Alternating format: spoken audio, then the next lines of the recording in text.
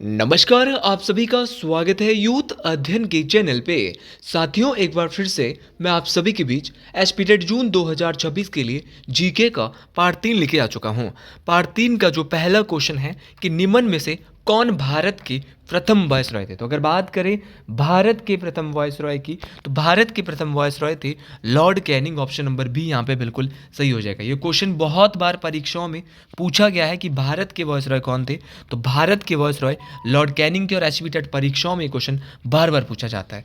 अच्छा, क्वेश्चन पूछने वाला क्वेश्चन कई बार ये परीक्षा में पूछ चुका है कि जब भारत में 1857 की क्रांति हुई थी, 1857 का जब विद्रोह हुआ था, तो उस समय भारत के गवर्नर जनरल कौन थे। तो उस समय भारत के गवर्नर जनरल लॉर्ड कैनिंग साहब थे। ये बात भी आपको डिटेल से याद रखनी है। साथियों, एक बार क्वेश्चन पूछा गया था कि लॉर्ड कैनिंग भारत के प्रथम वायसरॉय थे, इनका शासनकाल क्या था। तो इनका टाइम पीरियड जो है, इनका टेन्योर जो है वो 1856 से 1862 के बीच था। ये बात भी आपको डिटेल से याद रखनी है। अगर आप भी एसपीटेट जून 2026 की तैयारी कर रहे हैं, किसी भी स्ट्रीम की तैयारी कर रहे हैं, आप एसपीटेट नॉन मेडिकल की तैयारी कर रहे हैं, आप भी एक मिडिल क्लास फैमिली से हैं, एसपीटेट आर्ट्स की कर रहे हैं, जेबीटी की कर रहे हैं, टीजीटी हिंदी की कर रहे हैं, तो आप हमारे बैच के साथ जुड़ सकते हैं मात्र और मात्र 499 रुपीज़ मंथ में। हम देंगे आपको 499 मंथ में लाइव प्लस रिकॉर्डेड क्लासेस। तो जो क्लास लाइव होगी उस क्लास को आप रिकॉर्डेड भी देख सकते हैं। तो लाइव प्लस रिकॉर्डेड क्लासेस हम देने वाले हैं, फ्री हैंड रिटन नोट्स मिलने वाले हैं। तो अगर आप हमारे बैच के साथ जुड़ना चाहते हैं तो 7876145409 आप इस नंबर पर कांटेक्ट करके हमारे बैच के साथ जुड़ सकते हैं मेरे साथ ही। ये बात आपको डिटेल से याद रखनी है। और इस नंबर का ऐसा बन सकते हैं क्योंकि हमारी जो क्लासेस है वो 1 फरवरी से शुरू होने जा रही है, जिसकी एडमिशन शुरू हो चुकी है। तो आप जुड़ सकते हैं और एवरी सैटरडे वीकली टेस्ट आपके लिए रहने वाला है। वापस आते हैं क्वेश्चन पे। यहाँ पे एक नाम दिया है लॉर्ड विलियम बेंटिंक। अगर बात करें लॉर्ड विलियम बेंटिंक की, तो ये कौन है।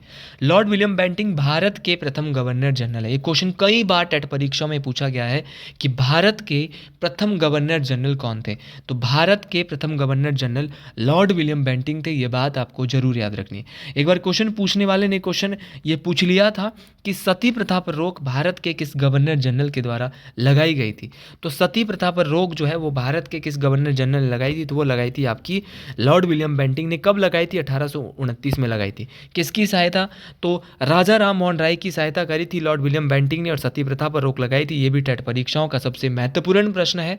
ये वो प्रश्न है जो बार बार परीक्षाओं में पूछा जाता है। और अगर इनके भी शासनकाल की बात करें कि लॉर्ड विलियम बेंटिंक का जो शासनकाल है वो कब से कब तक था, तो इनका शासनकाल जो है वो 1828 से 1835 तक था। अब टेट परीक्षाएं भी बहुत अच्छे लेवल में आ रही है। और अगर आपने मेरी ये सीरीज़ देख ली तो जीके के आपके सारे के सारे क्वेश्चन, मैक्सिमम क्वेश्चन जो है 90% सही होने वाला है। ठगी प्रथा का जो दमन है वो भारत में किस गवर्नर जनरल ने किया, तो वो भी आपका लॉर्ड विलियम बेंटिंक साहब ने किया था। ये बात भी आपको जरूर याद रखनी है। उसी प्रकार एक बार क्वेश्चन पूछने वाले ने क्वेश्चन जो है वो पूछा था कि वर्नाकुलर प्रेस एक्ट को भारत में किसके द्वारा लाया गया था। तो वर्नाकुलर प्रेस एक्ट को भारत में लाया था लॉर्ड लिंटन ने। किसने लाया था? लॉर्ड लिंटन साहब ने लाया था। और लॉर्ड लिंटन ने इसको कब लाया था, एक भी क्वेश्चन पूछा गया है। तो लॉर्ड लिंटन ने इसको लाया था 1878 में। तो 1878 में वर्नाकुलर प्रेस एक्ट को जो भारतीय समाचार पत्रों पर जो है वो क्या है, नियंत्रण लाने के लिए, नियंत्रण लगाने के लिए यहाँ पे क्या है 1878 में क्या लाया गया था? Vernacular press act. किसके द्वारा, किस वायसरॉय के द्वारा? तो ये लॉर्ड लिंटन के द्वारा लाया गया था। एक बार क्वेश्चन पूछने वाले ने क्वेश्चन पूछा था कि किस वायसरॉय के द्वारा वर्नाकुलर प्रेस एक्ट की को समाप्त किया गया था। तो वो किया था लॉर्ड रिपन। किसने किया था? Lord Ripon. तो ये सारे क्वेश्चन बहुत बहुत इंपॉर्टेंट है। ये सारे के सारे क्वेश्चन परीक्षाओं में पूछे जाते हैं। अच्छा, भारत के प्रथम वायसरॉय तो हमने पढ़ लिए, लेकिन क्वेश्चन ये भी आ सकता है कि भारत के अंतिम वायसरॉय कौन थे। तो अगर बात करें भारत के अंतिम वायसरॉय की, तो भारत के अंतिम वायसरॉय थे लॉर्ड माउंटबेटन। इस बात को आपने डिटेल से याद रखना है कि लॉर्ड माउंटबेटन जो है वो भारत के अंतिम वायसरॉय थे। ये बात भी आपको इंपॉर्टेंट तरीके से याद रखनी है। और अगर बात करें आपके स्वतंत्र भारत के प्रथम गवर्नर जनरल की, तो वो भी कौन थे आपके? वो भी लॉर्ड माउंटबेटन थे। लेकिन अगर क्वेश्चन पूछा जाएगा कि स्वतंत्र भारत के अंतिम भारतीय गवर्नर जनरल, तो उनका नाम था आपका, या फिर पहले भारतीय स्वतंत्र भारत के पहले भारतीय गवर्नर जनरल, तो उनका नाम था आपका चक्रवर्ती राजगोपालचारी। तो ये दोनों नाम आपको याद रखने हैं। अगर आएगा भारतीय गवर्नर जनरल तो आएगा आपका चक्रवर्ती राजगोपालचारी, लेकिन अगर प्रथम गवर्नर जनरल तो लॉर्ड माउंटबेटन, और अंतिम वॉइसरॉय भी कौन है आपका, लॉर्ड माउंटबेटन है। ये सारे के सारे क्वेश्चन आपको डिटेल से याद रखना है। चलिए अगली क्वेश्चन की ओर बढ़ते हैं। अगला क्वेश्चन है कि माउंट एवरेस्ट पर चढ़ने वाली प्रथम भारतीय महिला कौन थी। तो अगर बात करें माउंट एवरेस्ट पर चढ़ने वाली जो प्रथम भारतीय महिला थी वो आपकी बचेंद्री पाल थी। ऑप्शन नंबर सी यहाँ पे बिल्कुल सही हो जाएगा। माउंट एवरेस्ट की बात करें तो ये विश्व की सबसे ऊंची चोटी है। तो अगर कभी भी क्वेश्चन पूछा जाएगा कि माउंट एवरेस्ट विश्व की सबसे ऊंची चोटी है तो इसकी ऊंचाई कितनी है, तो इसकी ऊंचाई जो है वो 88-49 किलोमीटर है। बोले तो आपका पहले 88-48 थी, कई किताबों में 88-48.86 भी हो सकता है। तो आपको याद रखना 8848.86 या 88-49 भी हो सकता है, दोनों आपको याद रखना है। अब एक बार क्वेश्चन पूछने वाले ने क्वेश्चन पूछा था कि पहली भारतीय महिला जो माउंट एवरेस्ट पर चढ़ी थी उनका नाम बचेंद्री पाल था, लेकिन क्वेश्चन पूछने वाला क्वेश्चन ये भी पूछ सकता है कि विश्व की पहली महिला कौन थी जो कि माउंट एवरेस्ट पर चढ़ी थी। देखो भारत से तो बचेंद्री पाल चढ़ गई, लेकिन आपसे क्वेश्चन पूछने वाला क्वेश्चन ये पूछेगा कि भैया भारत से बचेंद्री पाल चढ़ी, लेकिन आप क्या विश्व में कौन गई, तो विश्व में सबसे पहले गई थी जूको तबई। तो जूको तबई पहली महिला थी जो कि माउंट एवरेस्ट को जिसने फतेह किया था, जिसने माउंट एवरेस्ट को चढ़ा था। फिर क्वेश्चन पूछने वाला क्वेश्चन ये भी पूछ सकता है कि माउंट एवरेस्ट पर चढ़ने वाले प्रथम व्यक्ति कौन थे। तो अगर बात करें प्रथम व्यक्ति की तो उनका नाम था सर एडमंड हिलेरी। क्या नाम था, सर एडमंड हिलेरी, और एक नाम था आपका तेंजिंग नॉर्गे। तो सर एडमंड हिलेरी और तेंजिंग नॉर्गे दो व्यक्ति थे जिन्होंने पहली बार माउंट एवरेस्ट को कब चढ़ा था, 29 मई 1953 को चढ़ा था। ये बात आपको डिटेल से याद रखना है। महिलाएं हमने विश्व की भी देख ली, भारत की भी देख ली। विश्व से चढ़ी थी जूको तबई, भारत से चढ़ी थी बचेंद्री पाल। और अगर बात करें आपका पहले व्यक्ति जिन्होंने माउंट एवरेस्ट सबसे पहले फतेह किया था तो सर एडमंड हिलेरी और आपका कौन, तेंजिंग नॉर्गे। और कब चढ़ा था, तो 29 मई को चढ़ा था। इसीलिए 29 मई को क्या है, 29 मई को माउंट एवरेस्ट डे भी मनाया जाता है। ये बात आपको इंपॉर्टेंट तरीके से याद रखना है, मोस्ट इंपॉर्टेंट है। ये सारे क्वेश्चन परीक्षाओं में पूछे जाते हैं, और ये जो क्वेश्चन परीक्षाओं में पूछे जाते हैं वो क्वेश्चन आपको डिटेल से याद भी रखने पड़ेंगे। साथियों बात करें माउंट एवरेस्ट की, माउंट एवरेस्ट को नेपाल कहाँ पड़ती है चोटी, नेपाल में, लेकिन नेपाल में इसका नाम माउंट एवरेस्ट नहीं है। नेपाल में माउंट एवरेस्ट चोटी को किस नाम से जाना जाता है, ये क्वेश्चन कई बार परीक्षा में पूछा गया है। तो नेपाल में माउंट एवरेस्ट को सागर माता किस नाम से जाना जाता है, सागर माता के नाम से जाना जाता है। और चीन में इसी जो माउंट एवरेस्ट को है वो चोमू लंगमा के नाम से जाना जाता है। तो दोनों नाम आपको याद रखना है।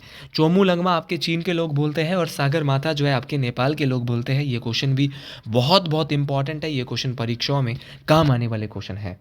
अगला क्वेश्चन है कि भारत में मौलिक अधिकारों का संरक्षक कौन है, who is the guardian of fundamental rights in India. तो भारत में मौलिक अधिकारों का जो संरक्षक है, देखो प्रधानमंत्री भी नहीं हो सकता, संसद भी नहीं है, कौन है भाई, सुप्रीम कोर्ट।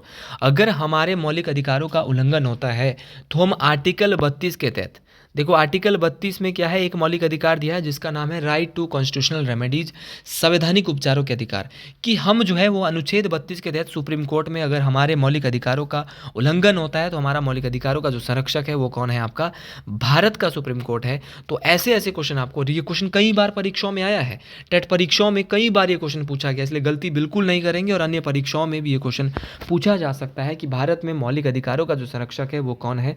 तो याद रखना है मेरे साथी, सर्वोच्च न्यायालय जो है वो मौलिक अधिकारों का संरक्षक है। अगर बात करें मौलिक अधिकारों की तो भारतीय संविधान में जो ये मौलिक अधिकार हैं वो किस देश से लिए गए हैं, ये क्वेश्चन बहुत इंपॉर्टेंट है। तो संयुक्त राज्य अमेरिका या यूनाइटेड स्टेट अमेरिका से जो है आपका मौलिक अधिकार भारतीय संविधान में लिए गए हैं, ये बात आपको जरूर याद रखनी है। एक बार क्वेश्चन पूछने वाले ने क्वेश्चन पूछ लिया था कि जो मौलिक अधिकार है वो किस अनुच्छेद से किस अनुच्छेद तक भारतीय संविधान में आते हैं। तो अनुच्छेद नंबर 12 से 35 मौलिक अधिकारों की बात भारतीय संविधान में की जाती है, ये क्वेश्चन आपको जरूर याद रखना है। एक बार क्वेश्चन पूछने वाले ने क्वेश्चन पूछ लिया कि भारतीय संविधान का वो कौन सा भाग है जहाँ पे मौलिक अधिकारों की बात की जाती है। तो भारतीय संविधान का भाग 3 और अनुच्छेद 12 से 35 जहाँ पे मौलिक अधिकारों की बात की जाती है। जब भारत का संविधान बना था तो भारत के संविधान में कितने मौलिक अधिकार थे, ये क्वेश्चन कई बार टेट परीक्षा में पूछा जा चुका है। तो जब संविधान बना था तो 7 थे, लेकिन वर्तमान में मौलिक अधिकारों की संख्या कितनी रह चुकी है, 6 मौलिक अधिकार रह चुके हैं। अच्छा आप बोलेंगे कौन कौन सा मौलिक अधिकार है, तो पहला है आपका राइट टू इक्वलिटी, समानता का मौलिक अधिकार। तो समानता का मौलिक अधिकार आर्टिकल आपका समानता का मौलिक अधिकार, तो आर्टिकल नंबर आपका 14 से 18। तो आर्टिकल 14 से 18 आपका समानता का मौलिक अधिकार है। दूसरा है आपका स्वतंत्रता का मौलिक अधिकार, तो स्वतंत्रता का मौलिक अधिकार आपका आर्टिकल 19 से 22 है। देन आपका उसके बाद है आपका शोषण के विरुद्ध मौलिक अधिकार, राइट अगेंस्ट एक्सप्लोटेशन। भाई आर्टिकल 23 और 24 में शोषण के विरुद्ध मौलिक अधिकार, क्योंकि आर्टिकल 24 में दिया है कि आप 14 वर्ष से कम के बालक होंगे उनसे फैक्ट्रियों में कारखानों में काम नहीं करवा सकते। अगला है आपका अगला मौलिक अधिकार है धार्मिक स्वतंत्रता का मौलिक अधिकार, तो धार्मिक स्वतंत्रता का मौलिक अधिकार आर्टिकल 25 से 28 है। फिर अनुच्छेद नंबर 29 और 30 में जो मौलिक अधिकार है वो है आपका कौन सा, शिक्षा एवं संस्कृति का मौलिक अधिकार। और आपका आर्टिकल नंबर 32 में छठा मौलिक अधिकार है संवैधानिक उपचारों का मौलिक अधिकार, जो कि आर्टिकल 32 के तहत आता है। मेरे साथ ही एक मौलिक अधिकार कौन सा हटा दिया गया है, क्वेश्चन ये भी कई बार परीक्षाओं में पूछा गया है, तो राइट टू प्रॉपर्टी, संपत्ति का जो मौलिक अधिकार है उसको हटाकर अब 300 के एक में डाल दिया गया। ये क्वेश्चन कई बार आया है कि right to property fundamental right को हटा के अब 300 के एक में डाल के लीगल राइट बना दिया गया है। और ये किस संविधान संशोधन के अंतर्गत, तो 44वां संविधान 44 कॉन्स्टिट्यूशन अमेंडमेंट 1978, तो 44वां संविधान संशोधन 1978 के तहत संपत्ति का जो मौलिक अधिकार है उसको हटा दिया गया है और क्या बना दिया है, कानूनी अधिकार बना के आर्टिकल 300 के एक में डाल दिया गया है। ये क्वेश्चन आपको जरूर याद रखना है। और आर्टिकल 32 में क्या आता है, आपका संवैधानिक उपचारों का अधिकार आता है। तो किस अनुच्छेद को, ये क्वेश्चन कई बार पूछा गया है कि किस अनुच्छेद को भारतीय संविधान में संविधान की आत्मा और हृदय कहा गया है, तो संविधान का हार्ट एंड सोल किस अनुच्छेद को कहा गया है, ये क्वेश्चन कई बार आया है। तो वो कहा गया है आपका हार्ट एंड सोल जो है वो किसने कहा है, डॉक्टर भीमराव अंबेडकर ने कहा है। तो आर्टिकल 32 को संविधान का आत्मा और हृदय कहा गया है। ये क्वेश्चन आपको जरूर याद रखने हैं। आप टेट परीक्षाओं को देने जाते हो लेकिन सीधा पढ़ के जाते हो कि हम अपने आप पढ़ लेंगे, लेकिन वहाँ पे बहुत कमियां आपकी निकल जाती है। इसलिए आप मेरी वीडियोस को जरूर फॉलो करें और अगर मेरी वीडियोज अच्छी लगती है तो आगे 10 लोगों को जरूर बताएं कि भाई कंटेंट हो तो ऐसा, क्योंकि क्वेश्चन चाहे दिन में 5 से 6 हो रहे हो लेकिन एक ही क्वेश्चन में सारे डाउट क्लियर हो जाते हैं। अगले बार अगर क्वेश्चन आएगा भी कि समानता का मौलिक अधिकार किस अनुच्छेद से किस अनुच्छेद तक है, आपका स्वतंत्रता का मौलिक अधिकार 19 से 22 है, शोषण के विरुद्ध मौलिक अधिकार 23 से 24 है, आपका धार्मिक स्वतंत्रता का मौलिक अधिकार 25 से 28 है, शिक्षा एवं संस्कृति का अधिकार 29 से 30 और आर्टिकल 32 जो आपका छठा मौलिक अधिकार है। तो हर एक बात मौलिक अधिकार कहाँ से लिए है, किस भाग में है, पूरा जो है निचोड़ आपको मेरी वीडियोस में मिलता है। तो आप इन वीडियोस को ज़्यादा से ज़्यादा फॉलो करें और वीडियो अच्छी लगती है ना तो कॉमेंट बॉक्स में ज़रूर लिखा करें हर हर महादेव। अगला क्वेश्चन है, when is the international human rights day celebrated, कि अंतर्राष्ट्रीय मानव अधिकार जो दिवस है वो कब मनाया जाता है। तो अगर बात करें अंतर्राष्ट्रीय मानव अधिकार दिवस की तो ये दिवस जो मनाया जाता है वो आपका 10 दिसंबर को मनाया जाता है। मैं बात करूं आपका इंटरनेशनल ह्यूमन राइट्स डे, ये आपका 10 दिसंबर को होता है। लेकिन मेरे साथ ही आपको ये बात भी साथ में याद रखनी है कि 10 दिसंबर को विश्व का सबसे बड़ा पुरस्कार नोबेल पुरस्कार भी दिया जाता है। देखो चीज़ें अगर याद रखनी है तो ऐसे ही याद रखो कि जीवन में भर ना भूलो, ताकि जीवन भर ना भूलो। तो 10 दिसंबर को आपका क्या दिया जाता है मेरे दोस्त मेरे साथी, 10 दिसंबर को एक तो नोबेल पुरस्कार दिया जाता है और 10 दिसंबर को अंतर्राष्ट्रीय मानव अधिकार दिवस भी मनाया जाता है। अच्छा जी, दिसंबर में पेपर में क्वेश्चन पूछने वाला दिसंबर महीने से आपसे अगर क्वेश्चन पूछेगा तो आज उससे संबंधित डाउट आपका क्लियर होने वाला है। क्वेश्चन पूछने वाला क्वेश्चन कई बार पूछ चुका है टेट परीक्षाओं में कि विश्व एड्स दिवस कब मनाया जाता है। तो विश्व एड्स दिवस मनाया जाता है 1 दिसंबर को। फिर क्वेश्चन पूछने वाला क्वेश्चन पूछेगा आपका कि भैया आप ये बताइए कि भारतीय नौसेना दिवस कब मनाया जाता है। तो अगर बात करें भारतीय नौसेना दिवस की तो वो आपका 4 दिसंबर को मनाया जाता है। तो भारतीय नौसेना दिवस आपका 4 दिसंबर को होता है। विश्व मृदा दिवस कब होता है, तो विश्व मृदा दिवस आपका 5 दिसंबर को होता है। एक बहुत ज़्यादा परीक्षा में पूछा जाता है वो है आपका नागरिक सुरक्षा दिवस। नागरिक सुरक्षा दिवस आपका 6 दिसंबर को मनाया जाता है। एक बार बहुत ही बेसिक क्वेश्चन जो आजकल ट्रेंड में चला हुआ है टेट परीक्षाओं में आ सकता है कि सशस्त्र बल झंडा दिवस, कि सशस्त्र बल झंडा दिवस भारत में कब मनाया जाता है। तो सशस्त्र बल झंडा दिवस मनाया जाता है 7 दिसंबर को। तो सशस्त्र बल झंडा दिवस आपका 7 दिसंबर को मनाया जाता है।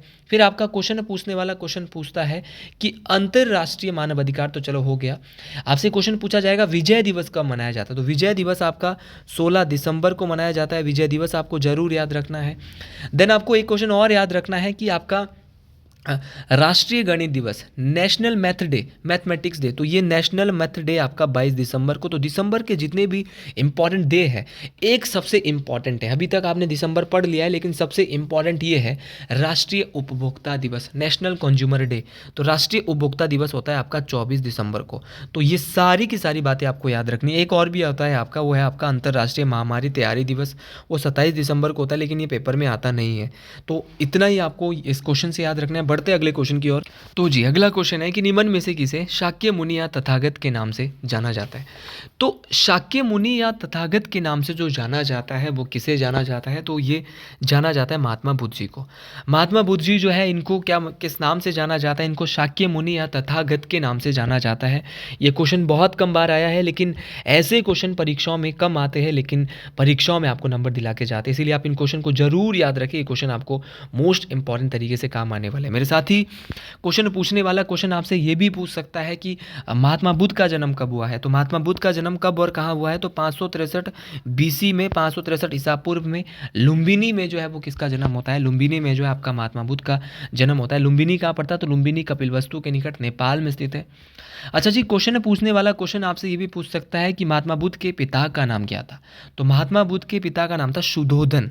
ये कई बार क्वेश्चन टेट परीक्षाओं में आ चुका है कि महात्मा बुद्ध के पिता का नाम क्या था। तो महात्मा बुद्ध के पिता का नाम शुद्धोधन था और इनकी जो माता का नाम था, इनकी जो माता का नाम था वो महामाया था। आपको ये बात याद रखनी है। और इनकी जो इनकी माता का नाम आपका महामाया था और इनकी जो सौतेली माँ थी उनका नाम था प्रजापति गौतमी। तो इनकी जो असली माँ थी उनका नाम था महामाया, महामाया देवी, और इनकी जो सौतेली माँ था उनका नाम था प्रजापति गौतमी। देखो दोनों बातें आपको जरूर याद रखनी है और दोनों ही बातें बहुत बहुत इंपॉर्टेंट है।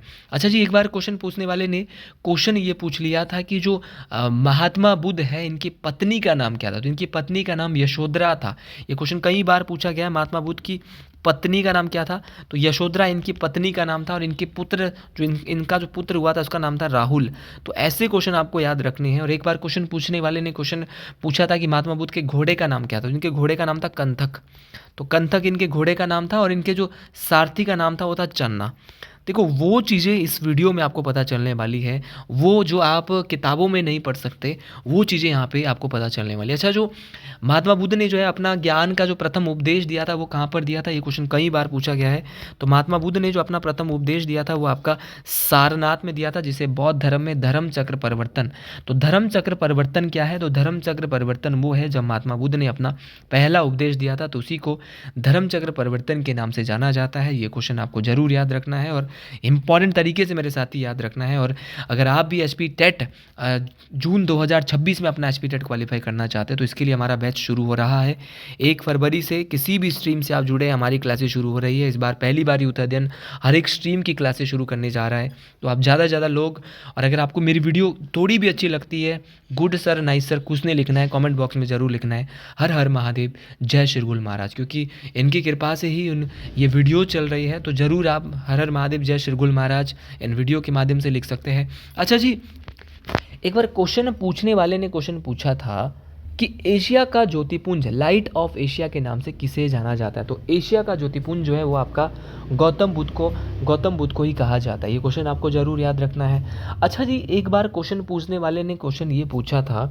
कि 4 बौद्ध संगीतियाँ हुई थी। कितनी बौद्ध संगीतियाँ हुई थी मेरे साथी, 4 बौद्ध संगीतियाँ हुई थी।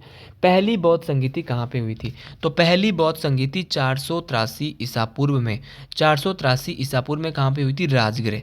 कहाँ पे हुई थी, राजगृह में पहली बौद्ध संगीति हुई थी। देन उसके बाद दूसरी बौद्ध संगीति ठीक 100 साल बाद 383 ईसा पूर्व में कहाँ पे होती है, वैशाली में होती है। तो दूसरी बौद्ध संगीति कहाँ पे हुई थी, वैशाली में। फिर बोलते हैं तीसरी बौद्ध संगीति, तो तीसरी बौद्ध संगीति 250 ईसा पूर्व में कहाँ पे हुई थी, पाटलिपुत्र में। तो तीसरी बौद्ध संगीति आपके पाटलिपुत्र में हुई थी। और चौथी जो बौद्ध संगीति हुई थी वो कहाँ पर हुई थी, आपके कुंडल वन कश्मीर में। कब हुई थी, आपके 98 ईस्वी में हुई थी। तो चारों बौद्ध संगीतियाँ, तो 3 बौद्ध संगीति आपके बिहार में हुई थी और आपका जो एक बौद्ध संगीति है वो बिहार से बाहर कुंडलवन कश्मीर में होती है, ये बात आपको ज़रूर याद रखनी है। मेरे साथ ही सारे के सारे क्वेश्चन बहुत बहुत इंपॉर्टेंट है और ये क्वेश्चन परीक्षाओं में सारे के सारे पूछे जाते हैं और सारे के सारे क्वेश्चन बहुत बहुत इंपॉर्टेंट है। चलिए जी अगले क्वेश्चन की ओर बढ़ते हैं। जी अगला क्वेश्चन है कि भारत का the grand old man of India के नाम से किसे जाना जाता है? तो grand old man of India, the grand old man of India के नाम से जो जाना जाता है वो किसे जाना जाता है? तो ये आपका दादा भाई नौरोजी को the grand old man of India के नाम से जाना जाता है। अगर बात करें दादा भाई नौरोजी की तो कई बार परीक्षाओं में ये क्वेश्चन पूछा गया है कि ड्रेन ऑफ वेल्थ थ्योरी ये किसके द्वारा दी गई है? तो धन के निष्कासन का जो सिद्धांत है, ड्रेन ऑफ वेल्थ थ्योरी, आपको ये जरूर याद रखनी है। ड्रेन ऑफ वेल्थ बहुत इंपॉर्टेंट है। ड्रेन ऑफ वेल्थ आपको ये मोस्ट इंपॉर्टेंट तरीके से, बेहतरीन तरीके से याद रखनी है कि ड्रेन ऑफ वेल्थ थ्योरी जो है वो किसने दी है? तो ड्रेन ऑफ वेल्थ थ्योरी आपको जरूर याद रखनी है कि ड्रेन ऑफ वेल्थ थ्योरी किसने दी है? तो ड्रेन ऑफ वेल्थ थ्योरी जो है वो आपकी किसने दी है? आपकी दादा भाई नौरोजी ने दी है। ये बात आपको जरूर याद रखनी है। अच्छा जी, एक बार क्वेश्चन पूछने वाले ने क्वेश्चन पूछा था कि जो दादा भाई नौरोजी है उनके द्वारा एक फेमस बुक लिखी गई थी जिसका नाम है poverty and un British rule of India. तो poverty and un British rule of India ये बुक किसने लिखी थी? ये भी दादा भाई नौरोजी ने लिखी है। दादा भाई नौरोजी की बात करें तो ये भारतीय राष्ट्रीय कांग्रेस के दूसरे अध्यक्ष थे और ये कितने बार कांग्रेस के अध्यक्ष बने, ये क्वेश्चन भी पूछा गया है। तो दादा भाई नौरोजी कुल 3 बार कांग्रेस के अध्यक्ष बने, ये क्वेश्चन आपको जरूर याद रखना है। और ये पहले व्यक्ति थे जो कि यहाँ पे ब्रिटिश संसद में चुने गए थे। तो पहले व्यक्ति जो ब्रिटिश संसद में चुने गए थे, ब्रिटेन की संसद में, हाउस ऑफ कॉमन्स जो है वो ब्रिटिश की जो आपकी जो संसद थी वहाँ के लिए चुने गए थे एमपी के रूप में। 1892 में लिबरल पार्टी के टिकट पर ये चुने गए थे। ये बात आपको जरूर याद रखनी है, मोस्ट इंपॉर्टेंट है। ये सारे क्वेश्चन परीक्षाओं में पूछे जाते हैं। और इनकी एक पत्रिका थी जिसका नाम था राष्ट्र गोपतार, ये भी आपको याद रखना है। तो आज के लिए इतना ही साथियों, ये जो राष्ट्र गोपतार है 1851 की है। तो आज के लिए इतना ही, बाकी आपसे मिलते हैं अगली वीडियो में। अगर आपको भी मेरी वीडियो अच्छी लगी हो तो कमेंट बॉक्स में जरूर लिखें। जय श्री गुरु महाराज, हर हर महादेव, राधे राधे। मिलते हैं अगली वीडियो में एक नए जोश नई उम्मीद के साथ। हर हर महादेव।